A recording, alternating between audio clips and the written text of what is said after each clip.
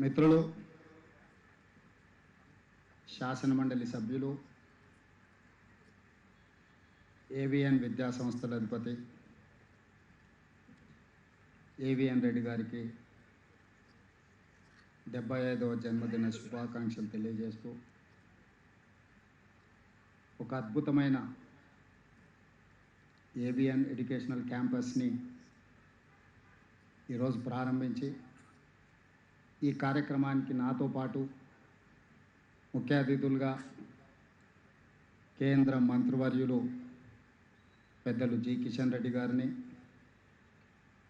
శాసనమండలి చైర్పర్సన్ శ్రీ గుత్తా సుఖేందర్ రెడ్డి గారిని, రాజ్యసభ సభ్యులు వేం నరేందర్ రెడ్డి గారిని, స్థానిక పార్లమెంట్ సభ్యులు చామల కిరణ్ రెడ్డి గారిని, మెదక్ పార్లమెంట్ సభ్యులు మిత్రులు రఘునందన్ రావు గారిని, మహబూబ్ నగర్ పార్లమెంట్ సభ్యులు శ్రీమతి డికే అరుణ గారిని, ఇతర శాసనమండలి సభ్యులు, స్థానిక శాసనసభ్యులు మల్రెడ్డి రంగారెడ్డి గారిని,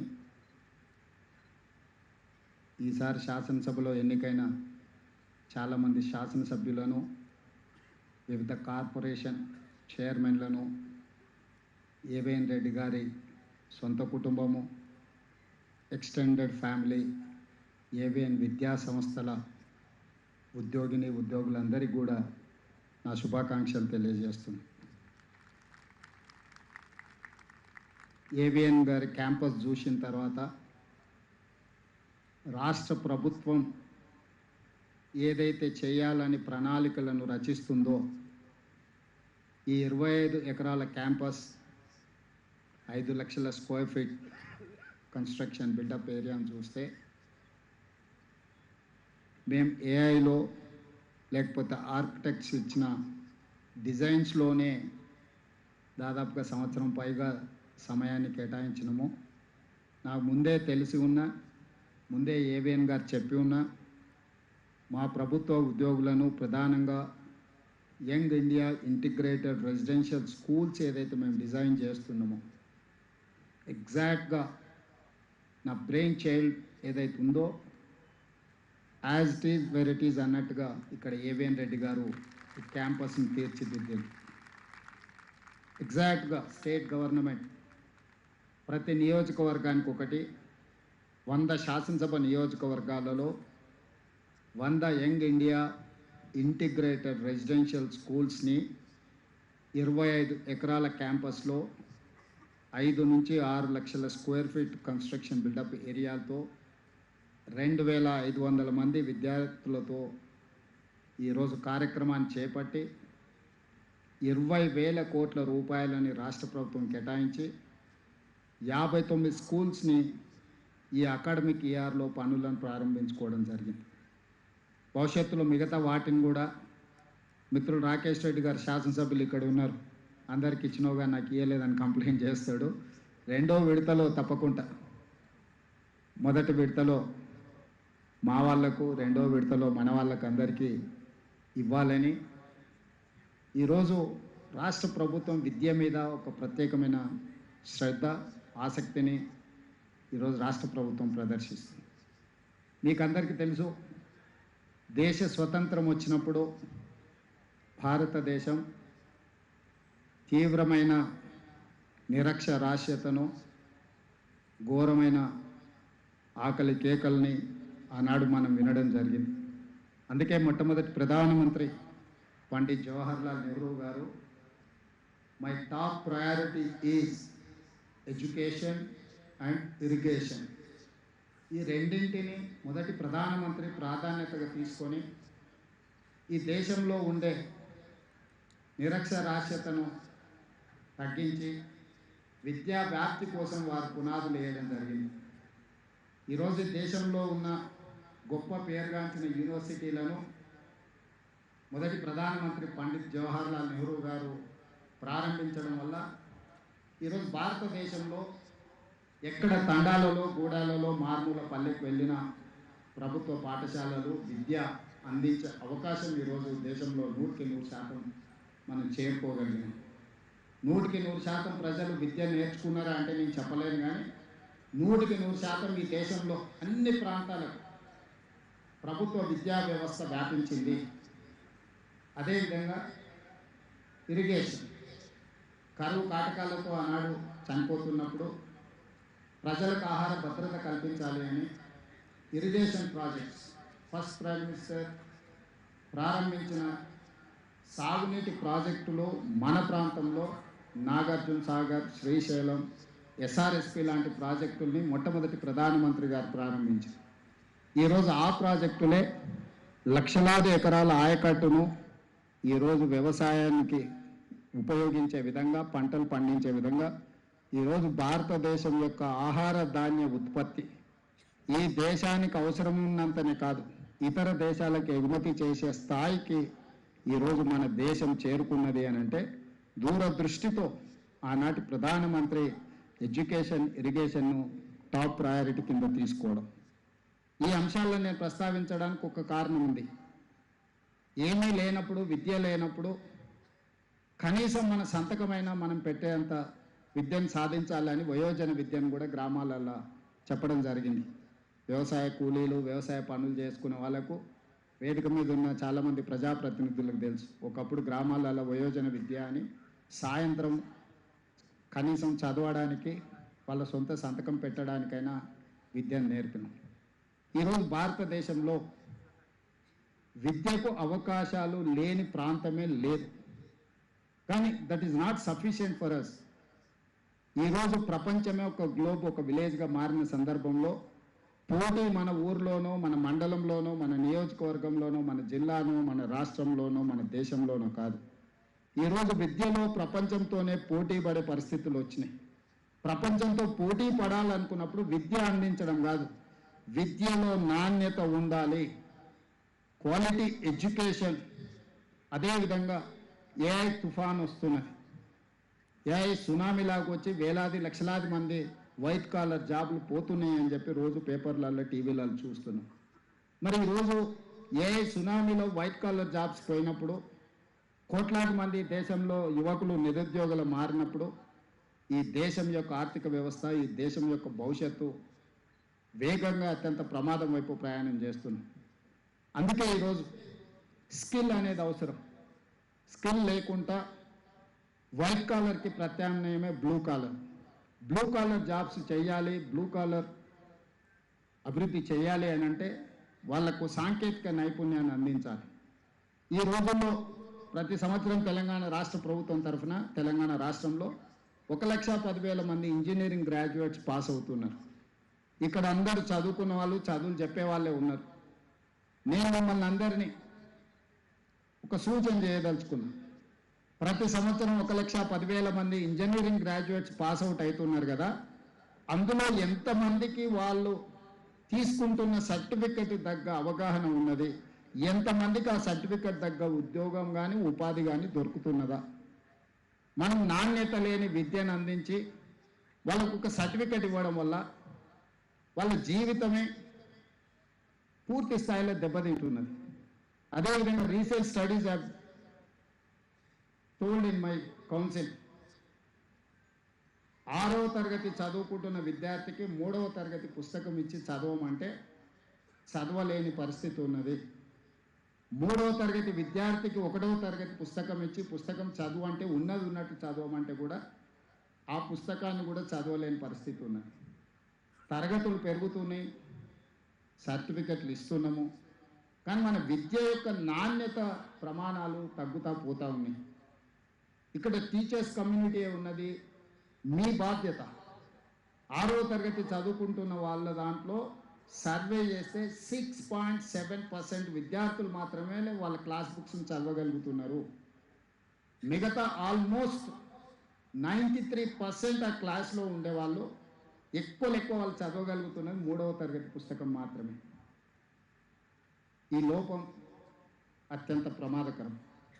ఈ దేశ భవిష్యత్తుకి ఇది చాలా ఇబ్బందికరం. అందుకే ఈనాడు గవర్నమెంట్ స్కూల్స్లో, ప్రైవేట్ స్కూల్స్లో నా విజ్ఞప్తి ఒకటే. ఈరోజు ప్రైవేట్ స్కూల్లో ఐడోనో మరి ఏవిఎన్ గారు కానీ ఇక్కడ ఉన్న ప్రైవేట్ స్కూల్స్ ప్రయాణం ఒక స్టూడెంట్ మీద ఎంత ఫీజు తీసుకుంటున్నారో నాకు తెలియదు. మేబీ 3000 4000 ఛార్జ్ చేసినా కూడా 50,000 లోపే ఒక విద్యార్థి మీద ఖర్చు అవుతుంది. కానీ నా ప్రభుత్వంలో ఒక విద్యార్థి మీద పెడుతున్న ఖర్చుని వేదిక మీద ఉన్న ప్రజాప్రతినిధులతో పాటు ఇక్కడ ఉన్న టీచర్లతో పంచుకోవాలనుకుంటున్నాను. ప్రతి ఒక్క విద్యార్థి మీద రాష్ట్ర ప్రభుత్వం 1,08,000 రూపాయలు ఖర్చు పెడుతున్నాం. ఈరోజు మేము 1,08,000 రూపాయలు ఖర్చు పెట్టిన ఒక విద్యార్థి 6వ తరగతిలో చదువుకుంటూ 6వ తరగతిలో ఉంటూ 3వ తరగతి పుస్తకం చదవలేకపోతుండు. 1,08,000 ఒక స్టూడెంట్ మీద ఖర్చు అనేది ఇట్ ఈస్ హ్యూజ్. ఈ క్యాలిక్యులేషన్లు మనం ఎవ్వరం లెక్కించడం లేదు. ప్రభుత్వము విద్య మీద అత్యధికంగా ఖర్చు పెడుతుంది. ఇయర్ దాదాపుగా 27,000 కోట్ల బడ్జెట్లో కేటాయించినాం. మన బడ్జెట్లో 8.3%. 8.3% మన బడ్జెట్లో ఖర్చు పెడితే నిజంగా నాణ్యత కలిగిన విద్యను అందించలేకపోవడం అనేది. రెండవది, ఈరోజు తల్లిదండ్రులు 2 సంవత్సరాలు కాకుందే పిల్లల్ని పాఠశాలకు పంపించాలని, పిల్లల్ని చదివించాలని ప్రయత్నం చేస్తున్నాం. ప్రభుత్వ పాఠశాలల్లో నర్సరీ, ఎల్కేజీ, యూకేజీ వ్యవస్థ లేదు. 5 సంవత్సరాలు నిండిన తర్వాత 1వ తరగతి నుంచే చేర్చుకుంటామంటుంది. ఉపాధి హామీ కూలీల నుంచి కార్మికుల వరకు పిల్లల్ని నర్సరీ, ఎల్కేజీ, యూకేజీ విద్యకు పంపించాలన్న తాపత్రయంలో ప్రైవేట్ స్కూల్స్ వైపు, ప్రైవేట్ విద్యా సంస్థల వైపు వాళ్ళు ప్రయాణం చేస్తున్నారు. నేను తప్పు పట్టట్లేదు, కానీ ప్రభుత్వం విఫలం చెందడం వల్లనే వాళ్ళు ప్రైవేట్ స్కూల్స్ వైపు వెళ్తున్నారు. అందుకే ఈ సంవత్సరం నుంచి గవర్నమెంట్ స్కూల్స్లో నర్సరీ, ఎల్కేజీ, యూకేజీని కూడా ఇప్పుడు రాష్ట్ర ప్రభుత్వము ప్రవేశపెడుతుంది. వచ్చే అకాడమిక్ ఇయర్ నుంచి నేను నర్సరీ, ఎల్కేజీ, యూకేజీలో పేద పిల్లల్ని ప్రభుత్వ పాఠశాలలకు తేకపోతే 3 సంవత్సరాలు ప్రైవేట్ స్కూల్లో చదువుకున్న తర్వాత 4వ సంవత్సరం మళ్ళీ ప్రభుత్వ పాఠశాలలు చేరడం అనేది జరగదు. ఈరోజు నాకు కొన్ని స్కూళ్ళల్లో 9 మంది టీచర్లు ఉంటే 5 మంది స్టూడెంట్స్. ఈ 9 మంది టీచర్లు ఎవరికి చదువు చెప్పాలి? 5 మంది స్టూడెంట్స్కి. వాళ్ళు వంతుల వారీగా పెట్టుకుంటే వాళ్ళకి 15 రోజులకు ఒకసారి వస్తుంది డ్యూటీ. అన్ని సంతకాలు ఒకటే పెడుతుంది, ఏదో నడిచిపోతుంది. అది వాళ్ళ తప్పు కాదు, సొసైటీ యొక్క తప్పు. మనం దాని మీద ఫోకస్ చేయకపోవడం వల్ల ఈరోజు ఇంకా కొంచెం స్టాటిస్టిక్స్ నేను ఇవ్వదలుచుకున్నాను. రాష్ట్ర ప్రభుత్వ ఆధ్వర్యంలో 26,000 పాఠశాలలు ఉన్నాయి. 26,000 పాఠశాలలు నా దగ్గర ఉంటే నా దగ్గర ఉన్నది 18 లక్షల మంది విద్యార్థులు. అదే ప్రైవేట్లో 11,000 పాఠశాలలు ఉంటే 33 లక్షల మంది విద్యార్థులు ఉన్నారు. మరి ప్రైవేట్లో 11,000 స్కూళ్ళల్లో 33 లక్షల మంది విద్యార్థులు ఎట్లుంటారు? ప్రభుత్వంలో 26,000 పాఠశాలలు ఉంటే నా దగ్గర 18 లక్షల స్టూడెంట్స్ మాత్రమే ఎందుకున్నారు?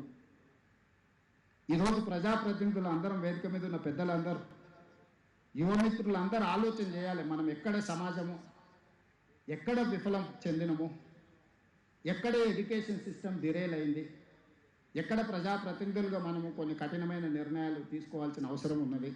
రాజకీయాలకు అతీతంగా ఇది ఆలోచన చేయాల్సిన సందర్భం. ఈ వేదికను చూసినాం, నాకు సంతోషమైంది. కనీసం కొంత క్వాలిటీ డిస్కషన్, డిబేట్, కనీసం మనసులో ఉన్న ఆలోచనలను పంచుకుంటే కేంద్ర ప్రభుత్వంలో ఉన్న పెద్దలు కానీ, ప్రజాప్రతినిధులు కానీ ఎక్కడో ఒక దగ్గర ఈ సిస్టమ్ని ఎంపవర్ చేయడానికి మాట్లాడతారని నేను భావిస్తున్నాను. ఈరోజు మనందరం ఆలోచన చేయాలి, సమాజం కూర్చొని ఆలోచన చేయాలి. విద్య కోసం తాపత్రయపడాల్సిన పర్లేదు. ప్రతి గ్రామంలో స్కూల్ వచ్చింది, సింగిల్ టీచర్ స్కూల్స్ వచ్చినాయి. ప్రతి తండా కానీ, గూడ కానీ సింగిల్ టీచర్ స్కూల్స్ వచ్చినాయి. ప్రతి 3 కిలోమీటర్స్ లోపల అప్పర్ ప్రైమరీ స్కూల్ వచ్చింది. ప్రతి 5 కిలోమీటర్స్లో హై స్కూల్ వచ్చింది. ప్రతి మండలంలో జూనియర్ కాలేజ్ వచ్చింది. ప్రతి నియోజకవర్గంలో డిగ్రీ కాలేజ్ వచ్చింది. ప్రతి రెవెన్యూ డివిజన్లో ఇంజనీరింగ్ అండ్ మెడికల్ కాలేజీలు వచ్చినాయి. క్యాంపస్లు వచ్చినాయి, యూనివర్సిటీలు వచ్చినాయి. దాదాపుగా 12-13 యూనివర్సిటీలు ఉన్నాయి. ఇవన్నీ కరెక్టే, వీటన్నిటిని ఆమోదిస్తాం. కానీ నాణ్యత ఎక్కడున్నది? సాంకేతిక నైపుణ్యం ఎక్కడున్నది? ఈరోజు నాణ్యమైన విద్యను అందించకుండా సాంకేతిక నైపుణ్యాన్ని మన యువతకు నేర్పకపోతే ఈ ఏఐ సునామీలో వీళ్ళు ఏమి ప్రయోజకులు కాని పరిస్థితి వస్తే ఈ దేశం ఎదుర్కోబోయే సమస్య ఎంత తీవ్రమైనదో ఈరోజు వేదిక మీద ఉన్న మనందరం ఆలోచన చేయాలి. అందుకే ఈరోజు రాష్ట్ర ప్రభుత్వం కొన్ని అంశాలలో మాకు భిన్నాభిప్రాయాలు ఉండొచ్చు, కొన్ని అంశాలలో భేదాభిప్రాయాలు ఉండొచ్చు. నాకు తెలిసి విద్యకు వైద్యానికి సంబంధించి కిషన్ రెడ్డి గారు కానీ, రఘునందన్ రావు గారు కానీ, లేకపోతే మా మిత్రులు వేదిక మీద ఉన్న ఎమ్మెల్సీలకు, మా అర్ణమ్మ గారు కానీ, మాకెవరికి భిన్నాభిప్రాయాలు లేవు. మా అందరి అభిప్రాయం ఒకటే, నాణ్యమైన విద్యను పేదలకు అందించడం ద్వారా దేశానికి ప్రయోజకులను తయారు చేయాలి. రీసెంట్గా 2024లో మేము ఒక సర్వే చేసినాం, social economic education employment political and caste survey. ఈ రాష్ట్రంలో ఉన్న జనాభా మొత్తాన్ని లెక్కించినాం, కులగణన చేసినాం, విద్య, ఆర్థిక పరిస్థితి, రాజకీయంగా కూడా వాళ్ళు ఎప్పుడైనా లైఫ్లో ఆ కమ్యూనిటీ నుంచి వార్డ్ మెంబర్ అయిందా, సర్పంచ్ అయిందా, లేకపోతే ఆ కమ్యూనిటీస్లలో ఎవరైనా పట్టభద్రుల వరకు చదువుకున్నారా, లేకపోతే ఆ కమ్యూనిటీస్ నుంచి డాక్టర్లు ఇంజనీర్లు ఎవరైనా అయినరా తో సహా 57 ప్రశ్నలతోని social economic education employment political and caste survey చేసినాం. అందులో ఒక ఊహించని అంశం నా దృష్టికి వచ్చింది. వెనుకబాటుతనానికి పేదరికానికి ఒక థిన్ లైన్ ఉంది. 30-40 ఎకరాల భూమి ఉండి, పశు సంపద ఉండి, పెద్ద ఇల్లున్నోళ్ళు కూడా వెనుకబాటుతనంతో ఉన్నారు. ఏంది అని మేము చూసినప్పుడు వాళ్ళ ఇంట్లో ఎవరు చదువుకోలేదు. ఇంకొక కుటుంబంలో ఈ గుంట భూమి కూడా లేదు, సొంత ఇల్లు కూడా లేదు. వాళ్ళకి పేదరికం ఉంది కానీ వెనుకబాటుతనం లేదు. వాళ్ళు డాక్టరో, లాయరో, ఇంజనీరో ఏదో ఒక చదువు చదువుకున్నారు. వాళ్ళు సొసైటీలో వాళ్ళు వెనుకబాటుతనంలో లేరు. వాళ్ళు సొసైటీని అర్థం చేసుకున్నారు. సొసైటీ వాళ్ళకి అప్లిఫ్ట్మెంట్ ఇచ్చేది, సొసైటీ వాళ్ళని గుర్తించింది. వాళ్ళని డాక్టర్గానో, లాయర్గానో, ఇంజనీర్గానో లేదా టీచర్గానో రకరకాల విద్యలో రాణించడం వల్ల వెనుకబాటుతనానికి దూరంగా ఉన్నారు. ఆస్తి ఉన్నంత మాత్రాన వెనుకబాటుతనం లేదు అనే ఒక ఆలోచన నుంచి ప్రభుత్వాన్ని బయటకు తీసుకొచ్చింది. పేదరికానికి కారణం, వెనుకబాటుతనానికి కారణం చదువు లేకపోవడమే. ఆస్తి ఉన్నా కూడా చదువు లేకపోతే ఈ సమాజంలో మనం వెనుకబాటుతనాన్ని అనుభవిస్తున్నాము. చదివే మన జీవితాన్ని మారుస్తుంది. చదివే మన జీవితానికి ఒక సార్థకత, ఒక ప్రయోజనం, ఒక గుర్తింపు, ఒక గౌరవం తెస్తుంది. ఆ చదువు లేని రోజు ఈ సమాజంలో మన గౌరవం, మన గుర్తింపు ఉండదు. ఆ చదువుకు సంబంధించి విద్యా సంస్థలను పెట్టే వాళ్ళైనా, చదువులు చెప్పే టీచర్లైనా వాళ్ళకు అపారమైన ఓపిక కావాలా. సమాజం వాళ్ళని గౌరవించాల్సిన బాధ్యత మన మీద ఉన్నది. అందుకే ఈనాడు రాష్ట్ర ప్రభుత్వం young India integrated residential schools, the campus of 25 acres 5.5 lakh square feet construction, 2500 స్టూడెంట్స్ని ప్రతి నియోజకవర్గంలో ఒక గర్ల్స్, ఒక బాయ్స్ ఈ యంగ్ ఇండియా ఇంటిగ్రేటెడ్ స్కూల్స్ని చేయాలనుకుంటున్నాం. అదేవిధంగా ఈ ఇయర్ ఒక 100 తెలంగాణ ఇంటిగ్రేటెడ్ స్కూల్స్ నర్సరీ నుంచి 12th వరకు ఒక ఎక్స్పెరిమెంట్ చేస్తున్నాం. మేము చూసిన దాంట్లో టీచర్లు ఉన్న దగ్గర పిల్లలు లేరు, పిల్లలు ఉన్న దగ్గర టీచర్లు లేరు. వీళ్ళిద్దరు ఉంటే చదువు చెప్పేటోళ్ళు లేరు. నెంబర్ తక్కువ ఉండడం వల్ల 2-3 స్టూడెంట్స్ ఉంటే అతను ఎవరిని చూసి చెప్పాలి. ఇప్పుడు నేను ఈ ఉపన్యాసం చెప్పాలంటే అట్లీస్ట్ మీరు 2000 మంది ఉన్నారు కాబట్టి మిమ్మల్ని అందరినీ చూసి నేను చెప్పగలుగుతున్నాను. అదే ఒక 4 ఇక్కడ నించుంటే నాకు చెప్పాలన్న ఆలోచన రాదు, చెప్పాలన్న ఉద్దేశం ఉన్నా చెప్పడానికి ప్రయోజనం ఉండదు. సో ప్రతి క్లాస్లో 30 మంది విద్యార్థులు ఉండేటట్టు ఈ స్కూల్స్ని అన్నిటిని కూడా పాపులేషన్ బేసిస్ మీద అక్కడ ఉండే విద్యార్థుల యొక్క సంఖ్యను చూసుకొని ఈ స్కూల్స్ని అన్నిటిని ఇంటిగ్రేట్ చేయదలుచుకున్నాం. గ్రేటర్ హైదరాబాద్లో particular core urban reason, outer ring road inside 1,34,00,000 జనాభా ఏదైతే ఉందో ఇక్కడున్న పాఠశాలల్ని ఇమ్మీడియట్గా ఇంటిగ్రేట్ చేసి రేషనలైజ్ చేసి యావరేజ్గా ప్రతి స్కూల్లో, ఇంతకుముందు మా మల్లెడ్డి రంగారెడ్డి గారు చెప్పిండ్రు, ఈ పక్కనే విలేజ్ ఆరుట్ల విలేజ్లో ఒక ఎక్స్పెరిమెంట్ చేసినాం.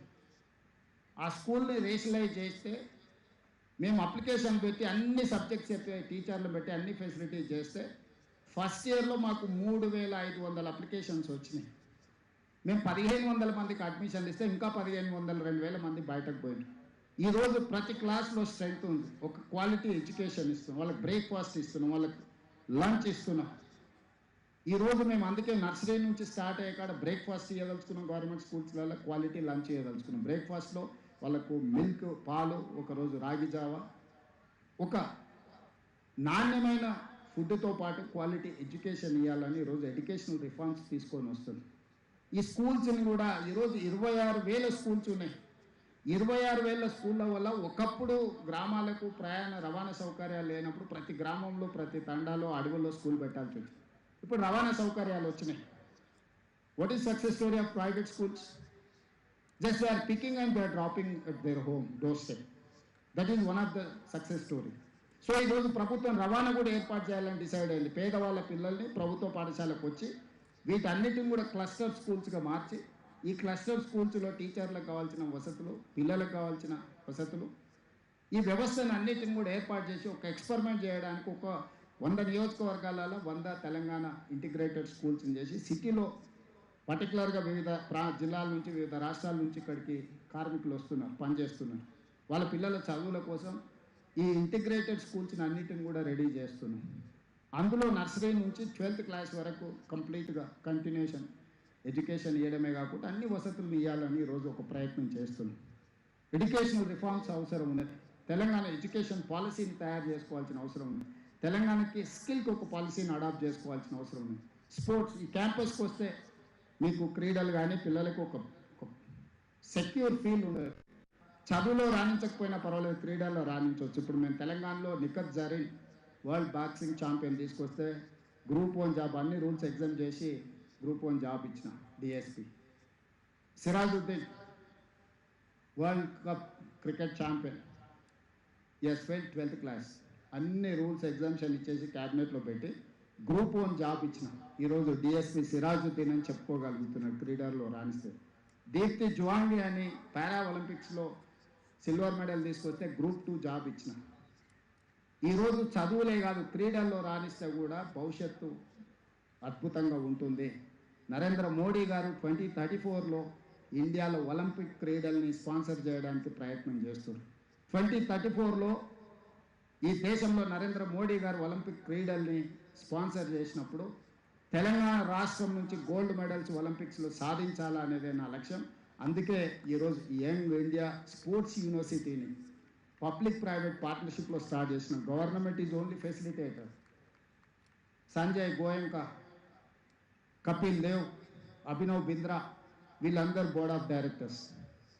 సో స్పోర్ట్స్లో ఉన్న వాళ్ళను, ఇండస్ట్రీస్లో ఉన్న వాళ్ళను, ఉపాసన ఇలాంటి వాళ్ళని అందరినీ కూడా, కావ్య మారన్ వీళ్ళందరూ కూడా మన sports university board of directors.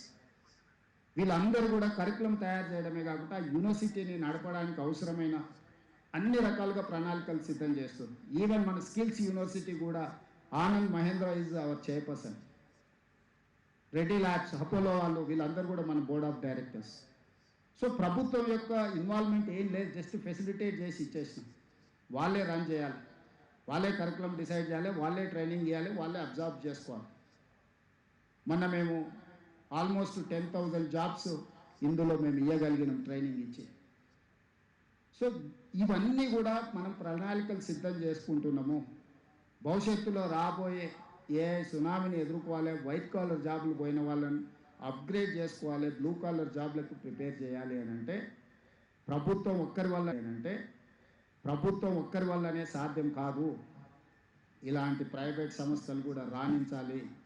ఇది సోషల్ రెస్పాన్సిబిలిటీ, సోషల్ అకౌంటబిలిటీ. దేశ భవిష్యత్తు తరగతి గదుల్లోనే ఉందని ఏదైతే చెప్పినో వాళ్ళు ప్రైవేటు పబ్లిక్ అని చెప్పలేదు.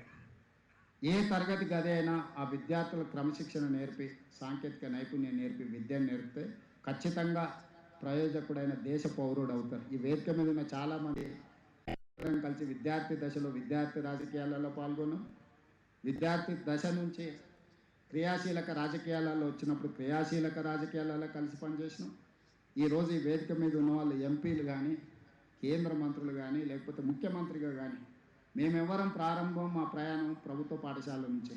ఇన్ని వసతులు, ఇన్ని ఇట్లా ఉంటుందని కూడా మాకు తెలియదు.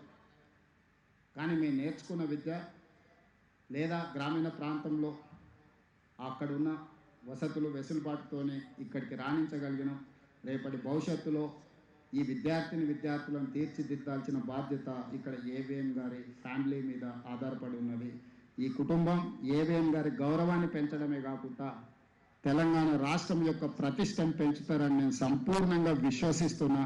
మీరు అందరూ కూడా బాధ్యతతో పని చేయాల్సిందిగా విజ్ఞప్తి చేస్తూ మరొకసారి మా ప్రభుత్వ అధికారులను కూడా కలెక్టర్ గారు ఇక్కడ ఉంటే నోట్ చేసుకొని మన ఎడ్యుకేషన్కి సంబంధించిన వాళ్ళని క్యాంపస్ని విజిట్ చేయించండి. మనం ఏదైతే young India integrated residential schools design చేస్తున్నామో ఇక్కడికి వచ్చి ఒక్కసారి నేను ఏవిఎం గారికి కూడా రిక్వెస్ట్ చేస్తున్నా, మా ప్రభుత్వ అధికారులు వస్తారు ఈ క్యాంపస్ని చూడడానికి, వారికి మీ ఆర్కిటెక్ట్తో పాటు ఇక్కడ చేసిన పనులన్నిటినీ వీటన్నిటిని కూడా ఒకసారి చూపిస్తే ప్రభుత్వం నిర్మించే దాంట్లో కూడా ఏమైనా మేము సవరించుకునేది ఉంటే డెఫినెట్గా మీ నుంచి మా ప్రభుత్వ అధికారులు కొంత స్ఫూర్తిని పొందుతారు. వాళ్ళందరికీ కూడా ఇక్కడ క్యాంపస్ విజిట్ పెట్టిస్తాము. అది కూడా ఏర్పాటు చేయాల్సిందిగా కోరుకుంటూ మీ అందరి దగ్గర సెలవు తీసుకుంటున్నా. ధన్యవాదాలు మిత్రులారా.